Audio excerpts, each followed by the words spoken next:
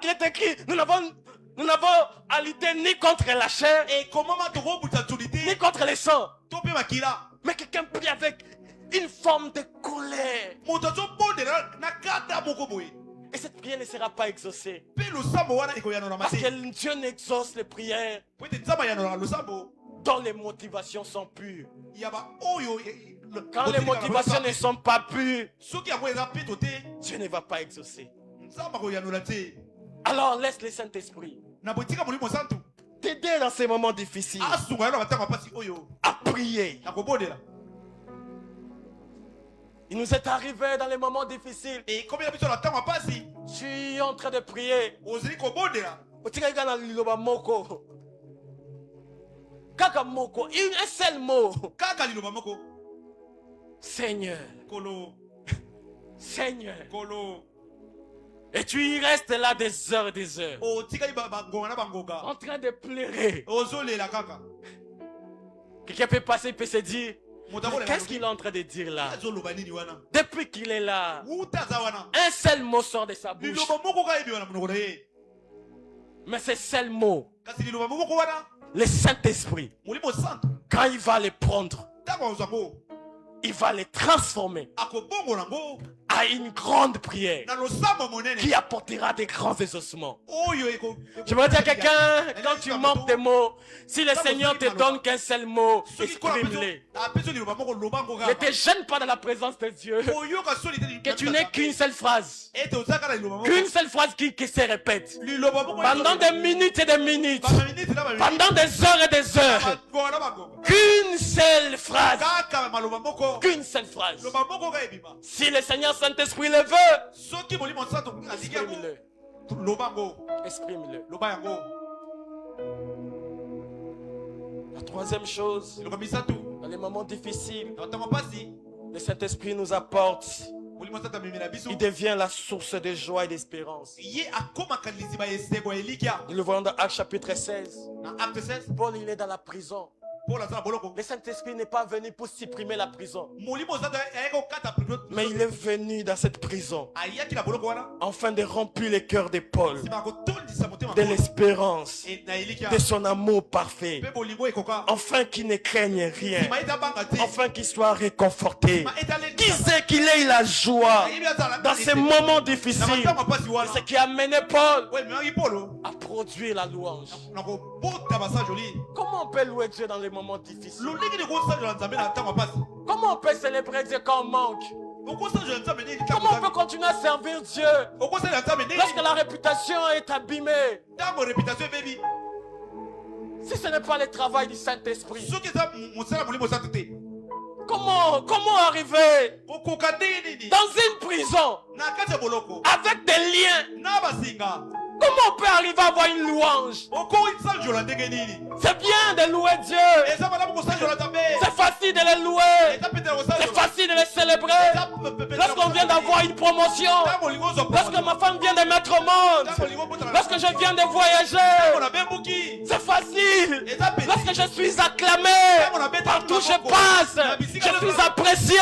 Comment trouver la force de louer Dieu, de le servir, de continuer à croire en lui dans les moments difficiles? Le Saint-Esprit. Le Saint-Esprit. Le Saint-Esprit. Et pour finir aujourd'hui,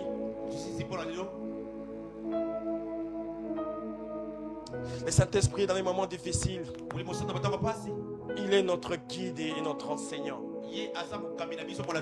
Derrière ce que tu vis, derrière ce que tu traverses, il y a une leçon que Dieu veut que tu comprennes. Ne t'arrête pas à observer que la souffrance que tu subis, la douleur qui est dans ton cœur. Mais regarde, derrière ces moments difficiles, il y a une leçon, il y a un enseignement que le Seigneur veut te donner par le Saint-Esprit. Ce que tu traverses, il y a une leçon Il y a un enseignement. Je prie que le Seigneur t'ouvre les yeux, qu'il t'ouvre le cœur, qu'il t'ouvre les oreilles, afin que tu comprennes. Quelle est la leçon derrière cet enseignement? Quel est l'enseignement derrière cette souffrance? Il y a un moment, quelqu'un qui a eu à avoir beaucoup d'argent. Chaque semaine, il pouvait se toucher $1000. Il pouvait voyager. Et sa vie, il s'est tombé comme ça.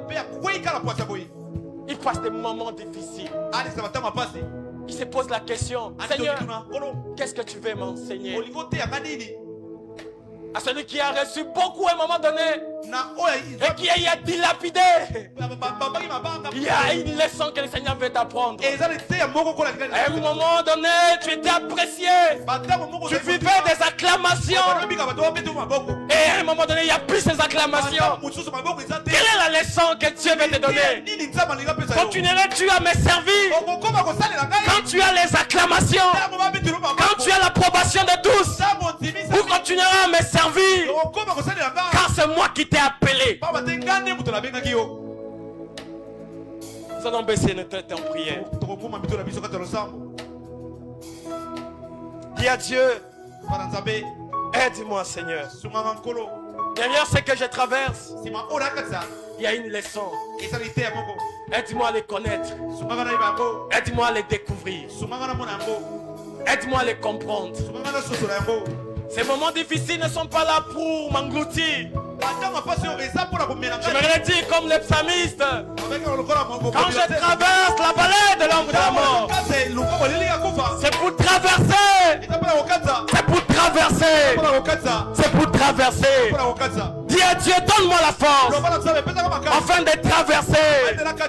Dans ta maison, il y a un témoignage. Dans ta maison, il y a un témoignage. Il y a un témoignage qui m'attend. Je dois témoigner. Je dois témoigner. Parle à Dieu, parle à Dieu.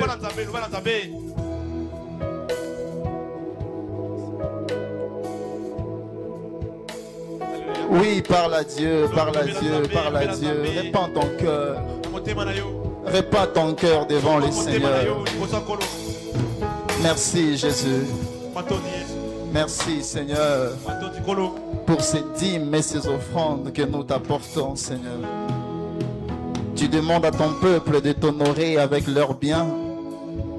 Et voici, ah oui, une partie de nos biens que nous t'apportons. Agrée-le au nom puissant de Jésus. Amen. Est-ce qu'on peut acclamer le Seigneur? Est-ce que tu peux acclamer le Seigneur? Alléluia, alléluia. Que Dieu soit béni. Pendant que le panier d'offrandes circule,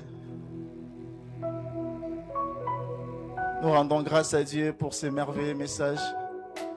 Merci beaucoup, frère Michel, ma photo. Nous avons été vraiment bénis par ces messages. Que le Seigneur vous arrose encore. Que le Seigneur vous bénisse abondamment. Nous sommes là le vendredi à notre culte d'intercession à partir de 17h30 jusqu'à 19h juste. Vendredi Losambo, vendredi prière, vendredi miracle. Et les dimanches, nous sommes là à notre culte d'action des grâces, ainsi d'adoration à partir de 8h30 jusqu'à 10h30. Tels sont les communiqués que nous avons. Sans oublier notre frère Fred qui avait perdu son père. L'enterrement a eu lieu, je crois, le lundi. Si nous pouvons lui continuer à lui envoyer des messages, des soutiens. Le frère Amani, le frère Fred, ils ont été éprouvés, ils ont perdu leur père. L'enterrement a déjà eu lieu au Congo central, précisément en Banzangungu. Je nous prie de nous lever pour clôturer cette réunion. Seigneur, merci, merci Seigneur. Nous avons compris ce que tu veux nous dire. Le mercredi passé, au travers le frère Epi, tu nous as parlé de la foi. Aujourd'hui, tu nous parles de ton assistance miraculeuse au milieu de moments difficiles. Je crois fermement que ce message a été pour une âme. Je crois fermement que ce message a été pour ton église. Je crois fermement que ces 2 messages qui se sont suivis, renforçant la foi et l'espérance, la confiance en toi, nous ont donné encore l'élan de te serrer très fort, de ne pas te laisser. Malgré les tempêtes, malgré les vents et marées, ta fidélité demeure solide. Et nous voulons nous appuyer sur ta fidélité, non pas l'approbation des gens, sur ta fidélité, Seigneur. Merci, Seigneur. Laisse que ces paroles portent de fruits dans nos cœurs et que nous puissions bénéficier chaque jour au quotidien des résultats de ce merveilleux message. Entre tes mains, je recommande le retour de tout un chacun jusqu'à sa demeure respective. Comme tu as gardé les départs, garde également l'arrivée comme tu dis dans ta parole. Au nom puissant de Jésus, je te rends grâce. Je bénis chaque santé en ces lieux. Yahweh, qu'ils amènent la lumière dans leur famille, que nous apportons la lumière dans les endroits que nous fréquentons, que nous soyons les porteurs d'espérance au nom puissant de Jésus. Bénis ton serviteur, bénis son ministère, bénis ses activités, bénis son travail. Yahweh, ta parole déclare que l'arroseur est arrosé. Laisse que tout ce qui est à lui soit arrosé. Dans le nom puissant de Jésus, nous t'avons ainsi prié. Amen. Saluons-nous les uns les autres.